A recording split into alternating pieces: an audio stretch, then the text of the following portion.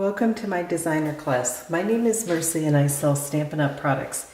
In today's tutorial, I'm going to be showing how to make both of these cards, and I will be starting with this card. Now, before I get started, I do want to show you, this is part of my One Sheet Wonder class, and I made 5 different styles, so making a total of 10 cards using this.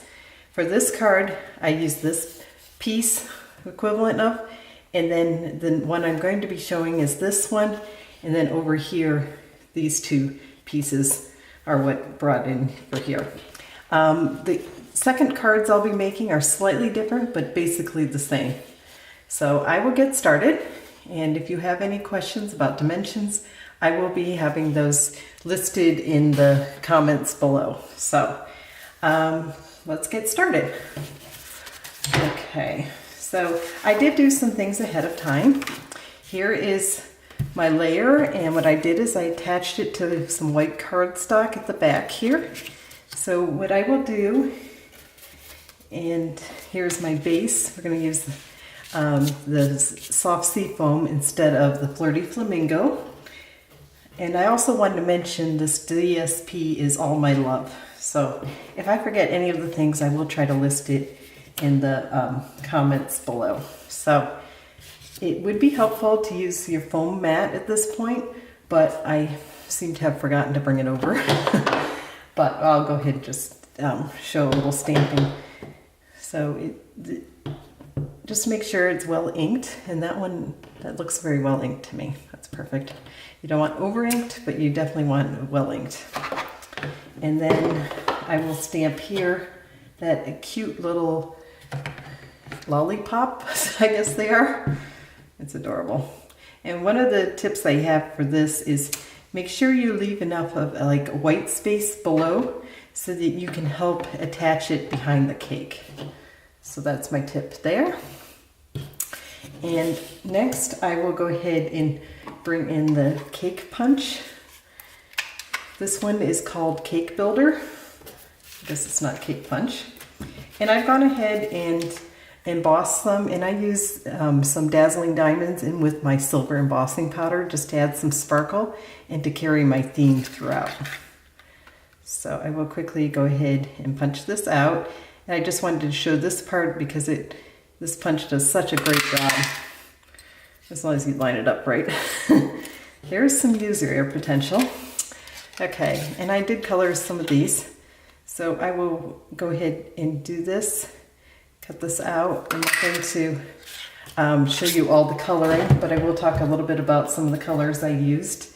So for the cake itself, I used the light crumb cake, and I kind of wanted to look more or less like a chocolate cake. That was my thought behind that. Now I like to trim this top just so it looks completely like there's not white space between your little lollipops or whatever you choose to decorate. So that's my advice with that.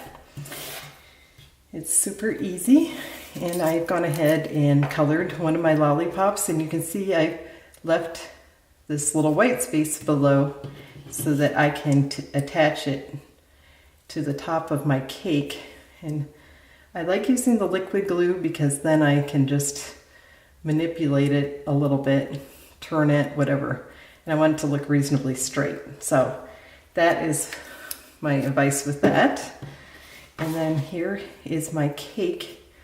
So I have gone ahead and die cut out with Flirty Flamingo, and I used Velum for this one. Now with my original, I did it quite a bit differently, and I like to mix things up. It's not that I didn't like my original, but nothing's like trying new things. And then the other stamp set I used was this one. I'll list it in the comments below. My mind's drawing a blank. I think Life is Grand stamp set. So one of the things you do need to be careful with when you're doing one of these distinctive stamps is that it's not over inked. So you can use a spoon or a credit card type, shape. This is an old gift card. It's not valid, so don't worry. I'm not risking anything here by showing the code. You will get nothing. whoever wanted to take advantage of me would not be able to be very successful at that. Okay, so you want it inked, but not over inked. And I think that looks pretty good. When you have to be concerned is if it's pulling up and kind of beading, then you know it's definitely over inked. So I do want to have this on in place just so I'm allowing enough room, which there is plenty. So make a wish, isn't that beautiful? I just love this whole stamp set. It's just gorgeous. Okay, so the next thing I wanted to show is how I did this border. And this is a punch. It's this decorative ribbon one. I can't remember the name. And unfortunately, I wanted to make sure I have it the right way. So I wanted to give a couple tips about this. So what I like to do is, most of the time I'm not going to be punching, but you want to make sure you don't have it. There's just a teeny tiny bit of white or clear space right there so that it starts the whole thing in the proper spot. And then it is easier, I find, to just go straight down. So the next part is you want to get in here, and one of the main things here is to copy where it shows on this. See how it has this, like shows where you're supposed to line it up. Pay attention to that, and then at the same time keep this flush against the back part. So there, and then of course you just move it on down so it lines it up. I really hope this will show. I'm really trying, but it's somewhat difficult to show on camera. Okay, so if you do a couple of those tips, you will get a really great result. And there we have it. So let me just clear my scraps aside. It definitely makes a few. And we will go ahead and start assembling the card. This is a fun, quick way to do cards by doing the one sheet wonder. If you've never done one, I would definitely encourage you to do that. I have gone ahead and put one here, so I will just go ahead and start assembling. I decided to add it to a little strip of the soft sea foam so it looks like it belongs with the whole card. All right, here we go. It's so nice, the weather's starting to get nice, so fitting in making these tutorials sometimes is a bit of a challenge because one of my hobbies is doing gardening, so I've been doing a lot of spring cleanup lately. Okay, so here we go, and I will just take a look to make sure this is straight, and it's not. I can definitely see it's not. But that's the beauty of the liquid glue. You can, have that little bit of wiggle room, so you are not left with no options. Okay, so I'm going to put one at the top, and let me see here. Yeah, that could work. I'll just put like a half one up there so that we have a little support, but are not locked into having it too high. A full one I think would be too high with full dimensional. I've noticed that sometimes I don't complete my sentences, and I do apologize for that. I don't know why I do that. Maybe I get a little nervous when I'm trying to film one of these. Okay, so here we go.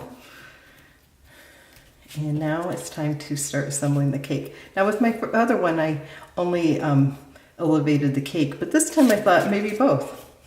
Thought that might be kind of fun. So here we go. I'm just going to add a few dimensionals here. And there.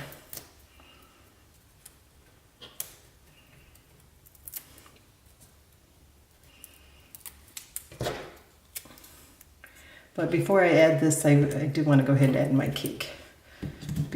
Cake stand, I mean. There I go again. Just like I was pointing out, like not completing my sentences. Oh dear, that's kind of a bad habit. All right, so We want to keep this fairly close to the base, to the bottom, I mean. And I'm just going to look at it to make sure it's kind of more or less straight. And then I think we're ready to go ahead and add our gorgeous cake here. I think this is a great birthday card. Hope you agree. And inside the card, you can stamp and enjoy your day. Happy birthday. So I will just bring in this piece right here real quick and stamp that. This isn't the distinctive part, so you don't have to be as careful about having it over inked. It's just the typical stamp. So I'm going to set that ink pad aside. Add a little tear and tape and attach it to the card, and then we can move on to the next card. All right. I like using tear and tape in case when I'm writing the card itself and make a mistake, I have a ability to remove it. The Tombow glue, that would never be able to be possible because Tombow glue, it sticks incredibly well. It has a lot of benefits, but removability is not one of them. Okay, a little bit of that glitter is showing, but there we have it. I don't know which one you like better, but I kind of am liking this. A pink frosting one, I guess, goes, but I just think chocolate is a little better. So I also do like the softened look of the vellum versus just the stark white. So next, we will be working on this card. So while I set up that one, you can just look at the card we just completed. So the next one, I used the Just Because Hostess set. So here that is. If you do not have this one's a lot of fun. So let's get started. I will start by stamping this image. So bringing my Memento ink. I use the stitched rectangle shapes for this, so I'm not going to be showing the big shot work, but I will show you quickly how this really looks. Okay, so if you look at this carefully, this isn't well inked, and that is a problem.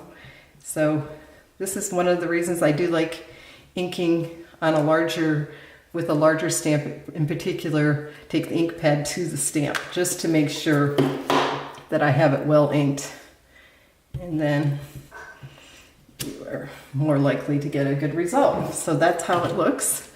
And of course, I've already done one. So here I'm just going to show you how I colored the pot. And I really enjoyed how the lovely lipstick turned out with this. I thought it was really, really good. And I, of course, do like to try different things, different colors and so on. But this one I was kind of really enthralled with. I've seen, a number of flower pots that use a red, so it's not just, it doesn't have to be just like a terracotta orangish pot. You can actually, there are a lot of pots on the market that are more or less red. So just to think about, you don't just have to do terracotta, obviously. So for this one, I didn't do any shading for this top stripe. I just went ahead and colored it a solid red, but for the pot here, I went ahead and colored it like this to make it look more rounded, and I added just the solid on the saucer. So you can kind of do your own style, but that's what I chose to do.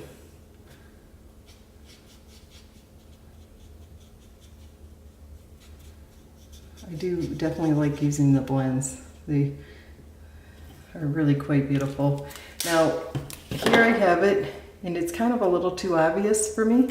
So what I like to do is take this fine tip end and kind of do a little chicken scratch here, and that will help blend it in more. The brush end tends to it doesn't blend it as much. Well, it has some smoothing over. So what I mean by smoothing over is if you really want to look blended, just go over lightly then in the end. So it looks definitely very well blended. So there you have it. Now it's time to assemble the card.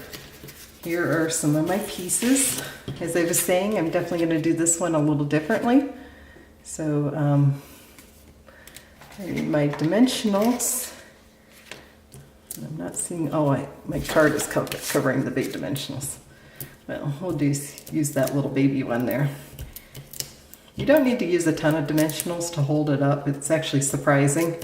If you want to cover the whole thing, that's really unnecessary. And believe it or not, it can add up from a cost standpoint too. So going a little bit sparingly on your dimensionals is not a bad plan if you want to be economical. All right, so here we have this one on the soft seafoam. So, okay, so I went ahead and added a strip of the Flirty Flamingo here. And it was just a scrap I had. So one end is very easy. You just line it up with your edge of your DSP. And then this end is slightly trickier because I'm not left-handed. So this one I might have to do 2 passes. Yeah. So I'm going to kind of guesstimate here. And that looks pretty good. So again, this will be kind of on the reverse side. And if I have a little extra tip there, I might have to cut it a little, but I don't think anyone would really notice. So I'm not too concerned about absolute perfection. You kind of want to try the best you can, but sometimes getting it absolutely perfect isn't going to be the end of the world. I do like this like triangle shape thing. I think it looks cool.